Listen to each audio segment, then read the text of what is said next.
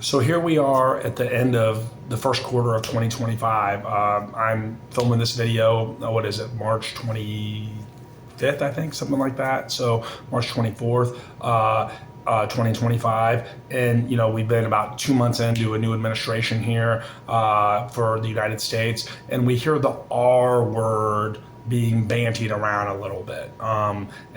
If you're somebody that's looking to buy a home, you probably know the R word I'm talking about. That is recession, right? Are we going into a recession, and what potentially could that mean for housing? I've had a lot of people ask me this over the last, really 2-3 weeks. So I thought I'd just kind of do a quick video on it and share my thoughts with it. I'm certainly not an economic expert by any stretch of the imagination, but I have sold real estate for over 20 years here in Central Indiana. I've been an investor of real estate here in Central Indiana since 2002. So I do have a little bit of perspective on this. I've seen a couple of recessions myself while being a real estate consultant and advisor and buyer and seller myself over the last 20 plus years. So, and one of the things that I'm communicating with people is the housing market responds differently to recessions. And I'm going to give you just an example of the last 2 recessions that we've had and how housing responded. The first one is the Great Recession of 2008, right? That really lasted, 3 or 4 years. And a lot of us do remember that. Some of us were maybe younger, and it's, at that time, maybe even quite a bit younger. But that was definitely a very unique time. And the reason for the recession was literally centered around the housing market. If you guys recall, what happened at that time was there were a lot of really risky loans that were being presented to prospective home buyers. There are a lot of zero money down, and I don't mean with a VA perspective, but zero money down ninja loans, which meant that a self-employed person with no income, no assets, or no job could actually get a loan. That's insane, right?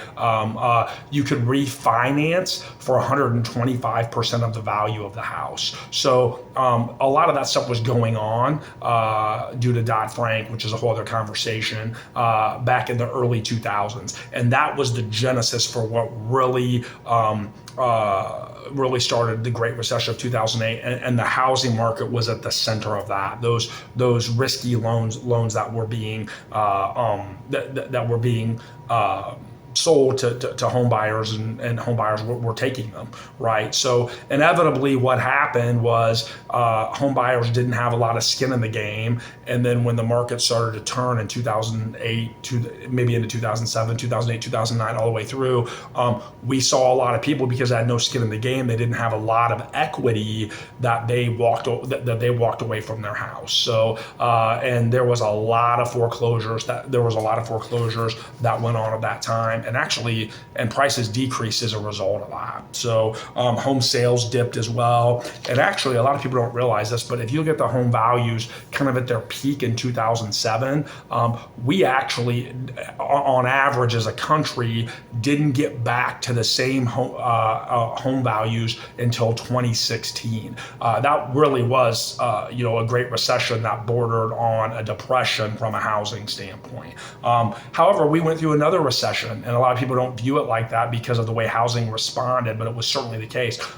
We went into a recession due to a worldwide pandemic in 2020 that we knew as COVID-19, right? It's insane to think about that's been over 5 years ago. But we did, as you guys remember, the world stopped. We couldn't even go outside. We had to wear masks all the time. And economic activity just literally came to a screeching halt. And we dipped into a recession. And I remember, frankly, at that point in time, we had 6 kids, I think, at that time, and being really pretty scared, like, hey, what's going to happen here with my career, right? Is that going to change? Well, as it so happened, because everything stopped, what the government chose to do was they decided to give a lot of people and a lot of businesses money, and to drop rates to historic lows that we have never seen in the country before. And if you guys remember from 2020 to 2022, that set the real estate market on fire.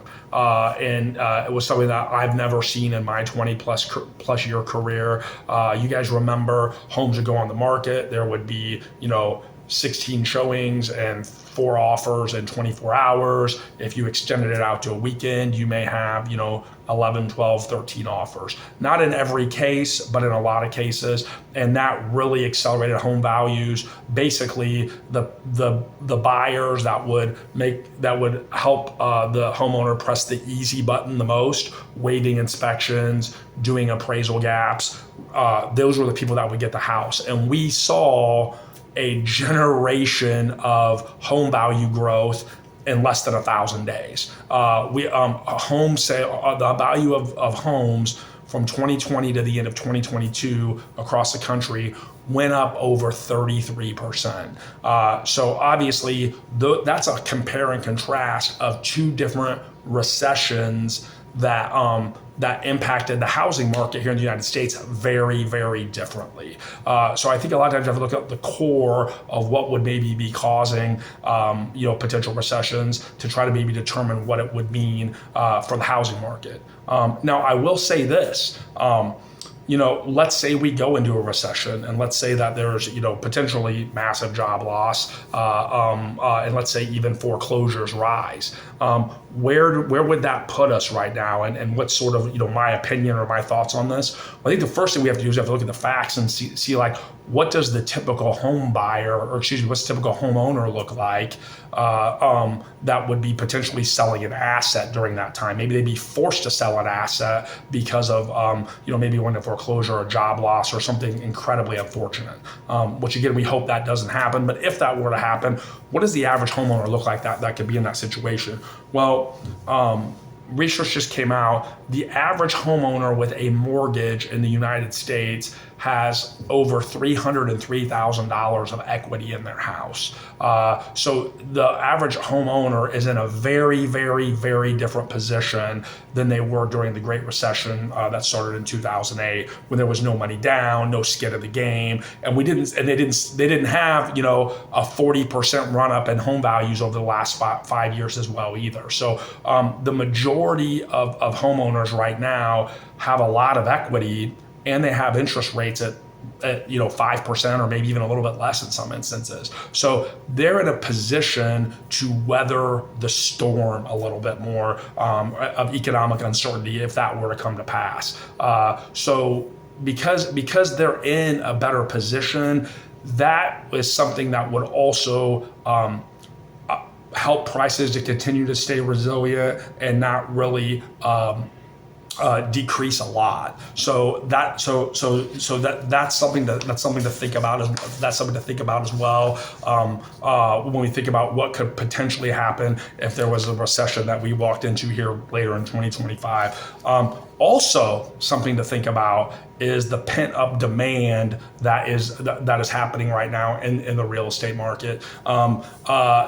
Some of you may know or may not know, between 2020 to 2022, on average, there was about 5.5 million homes sold in those 3 years. In each of those 3 years, and that's when home values went up over 33%, right?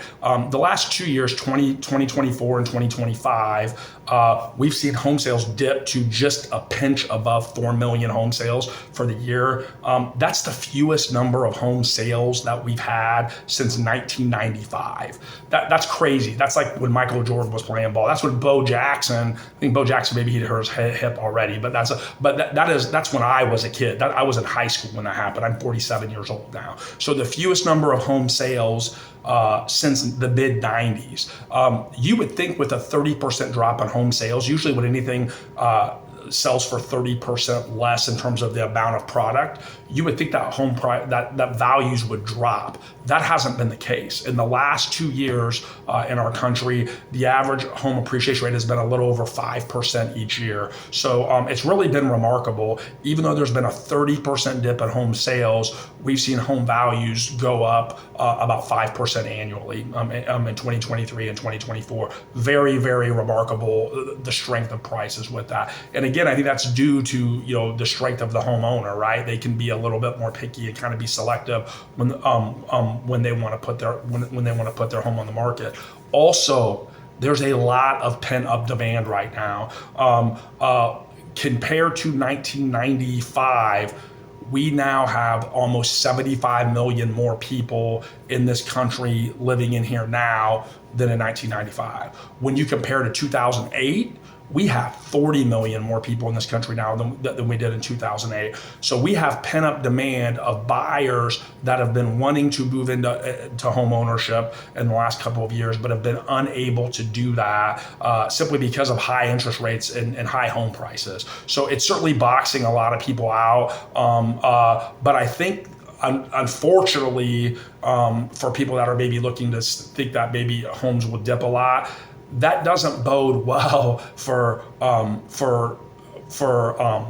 home values decreasing, because in effect you have a lot of pent-up demand, and we have a housing shortage right now, and so that literally creates shelter, that makes shelter more valuable, right? If it makes it more important, more meaningful, it makes it more valuable. So I think for those reasons, in my opinion, I don't think that we're going to see home values diminish at all. And for some people that are saying, well, hey, I want to wait for rates to go down, certainly you can do that. Typically when rates go down, we see prices go up. Again, think about what happened during COVID. That was an extreme example of that. But when prices dropped down, home prices shot up. So those are just things I think that are important. If you're somebody's looking to make a move, whether you're buying or selling, I think that you want to, if you're thinking about trying to maximize the opportunity, right? And I always say opportunity is two sides of the same coin, right? So just because it looks different than we may want it to look like doesn't mean there's not opportunity there. But it starts by getting an accurate view of the landscape and being able to acknowledge where the pieces are at and what's going on. So my goal in sharing this with you today is to kind of give you that broader perspective so that you can make an informed decision. If you know somebody that would appreciate this type of advice from over 2 decades in the business, both selling and investing, helping people buy and sell homes and investing myself, I would love to be a resource to them. Feel free to share this video with them. If they want to get in touch with somebody that knows how to operate through 2 recessions, if we go through another one, or through boom times as well too. Myself and my team, we are able to do that with our vast amount of experience. So if you have comments, if you have questions, if you have thoughts, I'd love to hear them as well too. Leave them in the comments below. If you like this video, click the like button or subscribe to us if you see it on YouTube. And as always, if you know somebody that wants to get the real story of what's going on and wants to have a broader perspective, we're never too busy for your referrals. Thanks so much.